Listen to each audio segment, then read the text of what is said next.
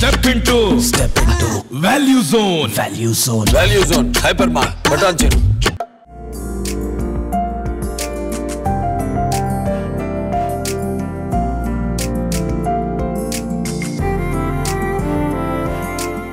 తెలంగాణలో కాంగ్రెస్ ప్రభుత్వం ఏర్పడిన తర్వాత హామీల అమలుపై ఫోకస్ పెట్టింది. తమ సర్కార్ కొలువు తీరిన వెంటనే 6 గ్యారంటీలను అమలు చేస్తామని చెప్పిన విధానంగానే ఆర్టీసీ బస్సుల్లో మహిళలకు ఉచిత బస్సు ప్రయాణంతో పాటు ఆరోగ్యశ్రీ పరిమితిని 10 లక్షలకు పెంచింది.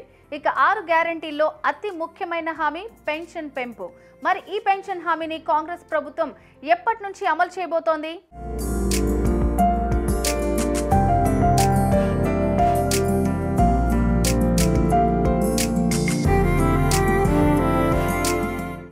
అసెంబ్లీ ఎన్నికల సందర్భంగా ఇచ్చిన హామీలను నిలబెట్టుకునేందుకు కాంగ్రెస్ ప్రభుత్వం కసరత్తు మొదలుపెట్టింది. ఇప్పటికే మహాలక్ష్మి పథకం కింద మహిళలకు ఫ్రీ బస్సు జర్నీ సౌకర్యం కల్పిస్తున్నారు. చేయూత పథకంలో భాగంగా ఆరోగ్యశ్రీ కింద వైద్యం కోసం ఖర్చు పరిధిని 10 లక్షలకు పెంచుతూ రేవంత్ రెడ్డి ప్రభుత్వం 2 రోజుల క్రితం ఉత్తర్వులు జారీ చేసింది. ఇక రైతులకు ఇచ్చిన హామీలను నెరవేర్చే పనిలో సీఎం రేవంత్ నిమగ్నమయ్యారు. అందులో భాగంగా రైతులకు 2 లక్షల మేరకు రుణమాఫీపై సీఎం కీలక ఆదేశాలు జారీ చేశారు. రుణమాఫీపై కార్యాచరణ ప్రారంభించాలని అధికారులను ఆదేశించారు.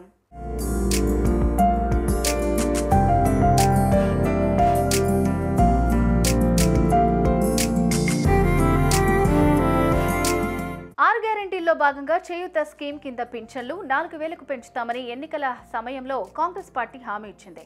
ప్రస్తుతం నెలకు 2016 రూపాయల చొప్పున ఆసరా పింఛన్లు అందిస్తున్నారు. ఇంకా తెలంగాణలో మొత్తం పింఛన్ లబ్ధిదారుల సంఖ్య 43.68 లక్షలుగా ఉంది. లబ్ధిదారుల్లో వృద్ధులు, వితంతువులు, ఒంటరి మహిళలు, బీడీ కార్మికులు, చేనేత, గౌడ కార్మికులు, ఎయిడ్స్ రోగులు, డయాలసిస్, ఫైలేరియా బాధితులు, దివ్యాంగులు ఉన్నారు. ఈ అన్ని వర్గాల వారికి 4000 పింఛన్ చెల్లిస్తే ఏటా 20,970 కోట్ల రూపాయలు అవుతాయని అంచనా వేస్తోంది సర్కార్. అన్ని అనుకున్నట్లు జరిగితే రానున్న 1 లేదా 2 నెలల్లోపే ఈ హామీలను అమలు చేసే అవకాశాలు ఉన్నాయని ప్రభుత్వ వర్గాల్లో చర్చ సాగుతోంది. ఒకవేళ ఆలస్యమైతే ఉగాది కానుకగా కొత్త పింఛన్లు అందించాలన్నది రేవంత్ సర్కార్ ఆలోచనగా తెలుస్తోంది.